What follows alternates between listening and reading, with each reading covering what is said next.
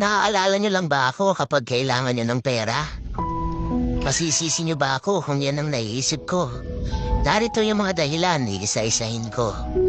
Bihira kayong mga musta. Naaalala niyo lang ako kapag hihingi kayo ng pera. Ang haba ng mga messages niyo kapag meron kayong kailangan. Pero kapag nakapagpadala na ako, walang thank you man lang. Kapag magvi-video call ako, it's either mahina ang signal o kaya malolobat.